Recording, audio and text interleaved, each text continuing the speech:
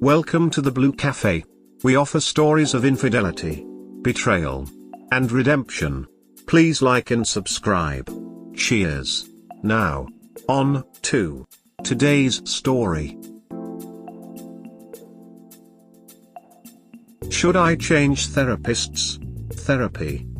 Hi all, so I've been seeing the same therapist for a while but have had some uncomfortable/negative interactions that have really left my considering changing to seeing someone else.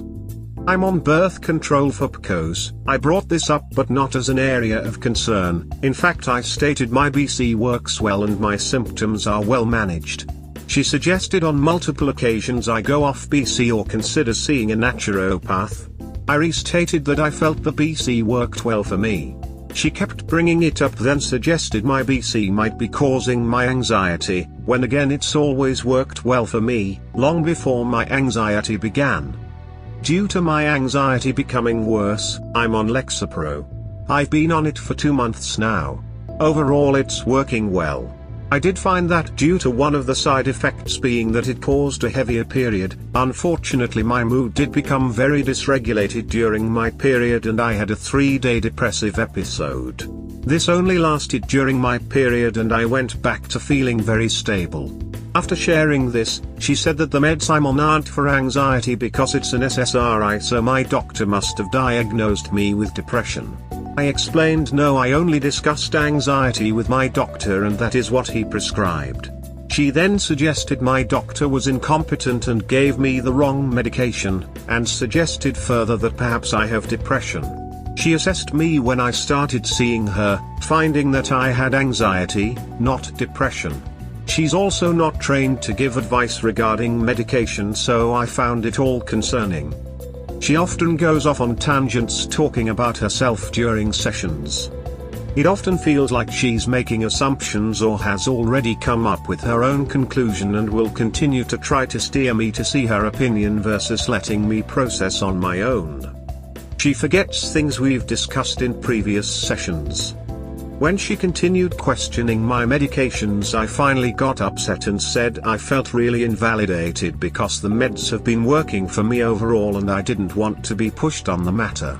She then made a comment to the effect of, if you want a counselor who will just validate you, I can send you to one, but I don't think that will be helpful, and suggested it's her job to challenge my negative thinking. I agreed but said I'm fine with my negative thinking being questioned, but not my medical choices. What do you say, internet strangers? I would have ran at the first mention of naturopath. Yeah, it made me pretty uncomfortable. Felt really inappropriate, one's opinion on naturopaths aside. My God. Your therapist is acting out of their scope of practice by commenting on your medication at all beyond a general "I think medication will not be necessary for you" based on your progress or lack thereof in therapy. Acting as she has done would be grounds for immediate disciplinary action at the mental health agency I work for. She does not have the necessary expertise and education to make specific recommendations. That is not her role.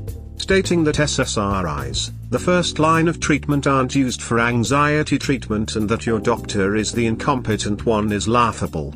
Wow. Run. Thank you. I felt extremely uncomfortable and invalidated when that conversation went down, especially when I tried to explain that overall the medication has helped my anxiety significantly and it was just the 3-day anomaly during my period where I had depressive symptoms. Only to have it suggested I'm on the wrong meds, by someone who had no ability to prescribe meds, and that they don't treat anxiety because they're antidepressants. I know for a fact SSRIs are prescribed for anxiety all the time, but she actually argued with me about that point. No, she's an ignorant quack. Switch therapists. Is she licensed? Yes, she is. If you don't feel comfortable or heard from your therapist, then it's time to change. How can you express yourself to someone you don't feel comfortable with? Sounds like you should see someone new. I mean, obviously you're unhappy with them and they aren't being helpful. Found out AP and my ex are dating. Post-separation. It's only been 2 months. She went on and on about how she knew she needed to work on herself and wasn't in a place to date anyone. Not that I believed it. But damn, it still hurts more than I thought it would. Just feeling worthless and replaceable right now. The "I need time and space to myself" speech. It always means, I wanna bang the affair partner, and see if things will turn serious. While you sit at home, hoping they come to their senses. That was my cheater's pitch. He's unhappy, must be the marriage and me. Not that he was dating his co-worker for a year and they decided they were the ones for each other and their spouses and kids were holding them back. It hurts, but I'm learning that our relationship was one-sided and being alone is truly better than being with someone that just uses you and doesn't contribute to making you or your kids happier. They deserve each other for sure. I used to wish they would implode, now I hope they stay together and over time realize just who they're married to. My friend married their affair partner and they've been together for over 5 years. On paper they look happy, but I spent a week with them and they're not happy. The one that left his 20-year marriage is miserable and the wife is just plain mean to him most of the time and doesn't respect him. Realize that their lives are most likely not better and they're a year plus out of the marriage and you're just starting to grieve. I've had that line told to me twice, in each of my marriages. Both cheated with co-workers. So sorry to hear that, but realize they're awful people, but do some introspection on why you're drawn to cheaters.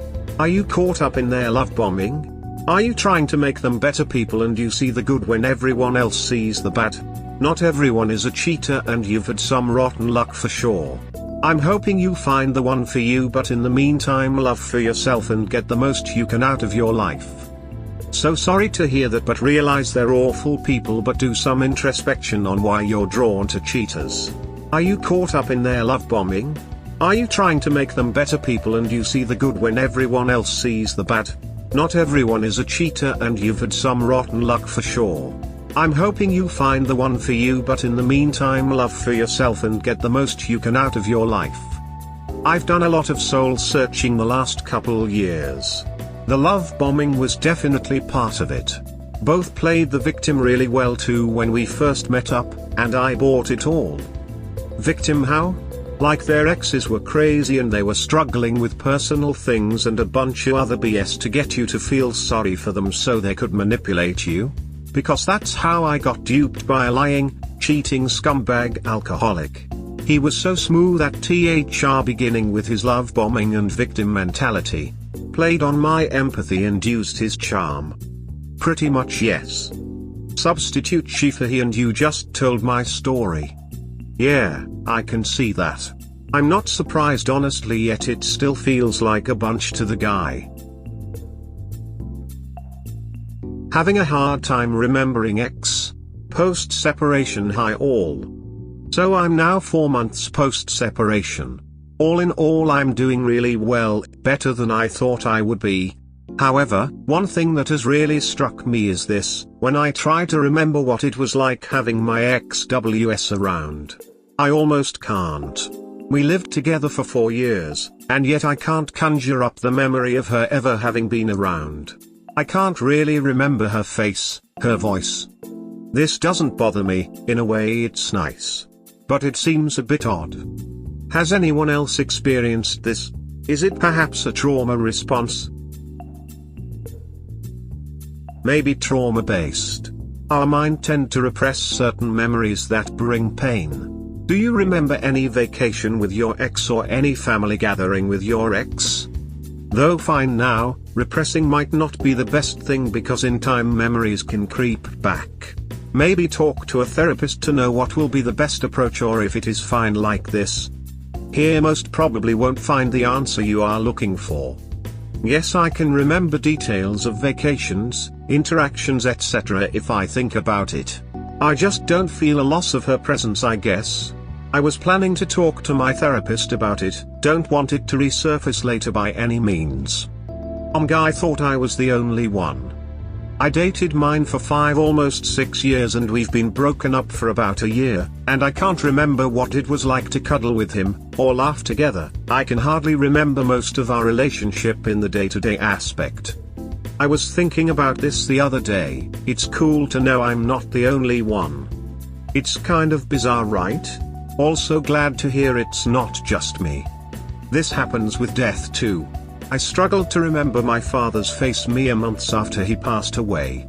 It might be the mind's trauma response trying to protect us, but in my case looking at pictures helped. In your case it's better to forget. Completely agree with your last sentence. Also funny username. That means you are coming to terms with letting them go emotionally. You have some residual feelings of guilt for leaving her behind in your memories, and trust me, this feeling is normal. This is you coming full circle to ditching her, knowing you deserve better than being cheated on. This is a good step to knowing that moving on is more about reconciliation with yourself than any illusions that she represented as the falsehoods she presented. You'll always have the memories, but now you know they hold no more power over you. Keep living, my dude.